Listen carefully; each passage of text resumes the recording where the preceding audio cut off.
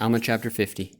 Moroni fortifies the land of the Nephites. They build many new cities. Wars and destructions befell the Nephites in the days of their wickedness and abominations. Morianton and his dissenters are defeated by Teancum.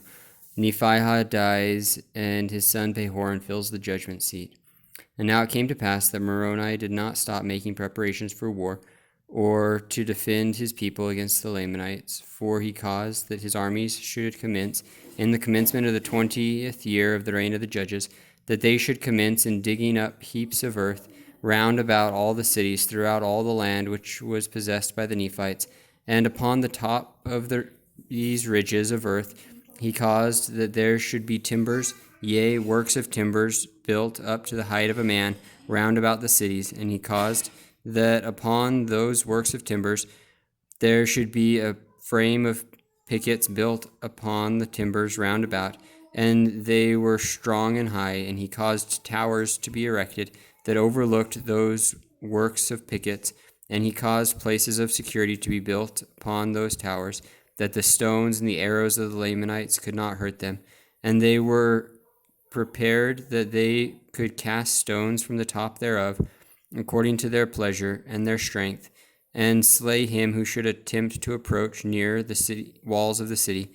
Thus Moroni was preparing strongholds against the coming of their enemies, round about every city in all the land. And it came to pass that Moroni caused that his army should go forth into the east wilderness. Yea, and they went forth and drove the Lamanites, who were in the east wilderness, into their own lands, which were south of the land of Zarahemla, and the land of Nephi did run in a straight course from the east sea to the west. And it came to pass that when Moroni had driven all the Lamanites out of the east wilderness, which was north of the lands of their own possessions, he caused that the inhabitants who were in the land of Zarahemla and in the land round about should go forth into the east wilderness, even to the borders by the seashore, and possess the land. And he also placed armies on the south in the borders of their possessions, and caused them to erect fortifications, that they might secure their armies and their people from the hands of their enemies. And thus he cut off all the strongholds of the Lamanites in the east wilderness, yea, and also on the west, fortifying the line between the Nephites and the Lamanites, between the land of Zarahemla and the land of Nephi, from the west sea running by the head of the river Sidon, the Nephites possessing all the land northward, yea, even all the land which was northward of the land bountiful, according to their pleasure. Thus Moroni with his armies, which did increase daily because of the assurance of protection which his works did bring forth unto them, did seek to cut off the strength and the power of the Lamanites from off the land of their possessions, that they should have no power upon the lands of their possessions. And it came to pass that the Nephites began the foundation of a city, and they called the name of that city Moroni, and it was by the east sea. And it came to pass was on the south by the line of the possession of the Lamanites. And they also began a foundation for a city between the city of Moroni and the city of Aaron, joining the borders of Aaron and Moroni, and they called the name of the city or the land Nephihah. And they also began in that same year to build many cities on the north, one in a peculiar manner, and which they called Lehi, which was in the north by the borders of the seashore. And thus ended the 20th year. And in these prosperous circumstances were the people of Nephi in the commencement of the 21st year of the reign of the judges over the people of Nephi. And they did prosper exceedingly, and they became exceedingly rich. Yea, and they did multiply and wax strong in the land. And thus we see how merciful and just are all the dealings of the Lord, to the fulfilling of all his words unto the children of men. Yea, we can behold that his words are verified, even at this time, which he spake unto Lehi, saying, Blessed art thou and thy children, and they shall be blessed, inasmuch as they shall keep my commandments. They shall prosper in the land. But remember, inasmuch as they will not keep my commandments, they shall be cut off from the presence of the Lord. And we see that these promises have been verified to the people of Nephi, for it has been their quarrelings and their contentions, yea, their murderings and their plunderings, their idolatry, their whoredoms, and their abominations which were among themselves, which brought upon them their wars and their destructions. And those who were faithful in keeping the commandments of the Lord were delivered at all times, whilst thousands of their wicked brethren have been consigned to bondage, or to perish by the sword, or to dwindle in unbelief, and mingle with the Lamanites. But behold, there never was a happier time among the people of Nephi since the days of Nephi than in the days of Moroni.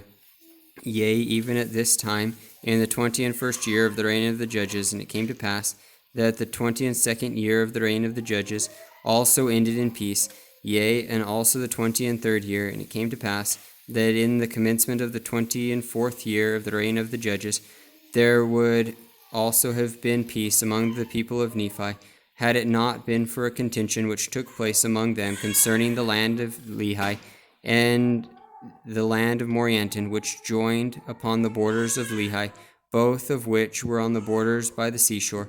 For behold, the people who possessed the land of Morianton did claim a part of the land of Lehi. Therefore there began to be a warm contention between them, insomuch that the people of Morianton took up arms against their brethren, and they were determined by the sword to slay them. But behold, the people who possessed the land of Lehi fled to the camp of Moroni, and appealed unto him for assistance. For behold, they were not in the wrong. And it came to pass that when the people of Morianton, who were led by a man whose name was Morianton, found that the people of Lehi had fled to the camp of Moroni, they were exceedingly fearful, lest the army of Moroni should come upon them and destroy them. Therefore Morianton put it into their hearts that they should flee into the land which was northward, which was covered with lakes, large bodies of water, and take possession of the land which was northward. And behold, they would have carried this plan into effect, which would have been a cause to have been lamented. But behold, Morianton, being a man of much passion, therefore he was angry with one of his maidservants, and he fell upon her and beat her much.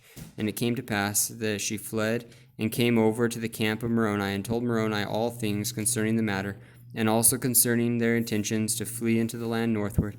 Now behold, the people who were in the land of Bountiful, or rather Moroni, feared that they would hearken to the words of Morianton and unite with his people, and thus he would obtain possession of those parts of the land which would lay a foundation for serious consequences among the people of Nephi, yea, which consequences would lead to the overthrow of their liberty. Therefore Moroni sent an army with their camp to the people of Morianton to stop their flight into the land northward. And it came to pass that they did not heed them until they had come to the borders of the land desolation, and there they did head them by the narrow pass which led by the sea into the land northward, yea, by the sea on the west and on the east. And it came to pass that the army which was sent by Moroni, which was led by a man whose name was Teancum,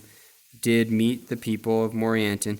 And so stubborn were the people of Morianton, being inspired by the wickedness of his flattering words, that a battle commenced between them, in the which Teancum did slay Morianton, and defeat his army, and took them prisoners, and returned to the camp of Moroni. And thus ended the 24th year of the reign of the judges over the people of Nephi.